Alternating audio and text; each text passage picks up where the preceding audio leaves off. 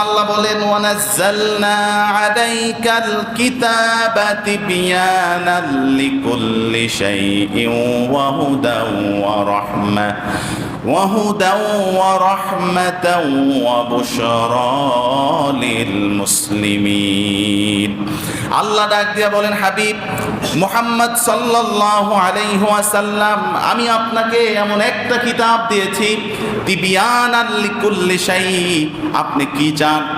আকাশের উপরের কথা, তার নিচের কথা, জমিনের উপরের কথা, তার নিচের কথা, একটা মানুষের ইহজাগতিক কল্যাণ আর পরজাগতিক মুক্তির জন্য যা কিছু প্রয়োজন সব কিছু আমি রব্বুল আলামিন খুলে খুলে কোরআনুল কারীমের মধ্যে বয়ান করে দিয়েছি। সুবহানাল্লাহ। ওয়া হুদাও ওয়া রাহমা ওয়া বুশরা লিল মুসলিমিন। এই কিতাবটা হচ্ছে মুসলমানদের জন্য হেদায়েত এবং রহমত আর শুভ সংবাদের ধারক এবং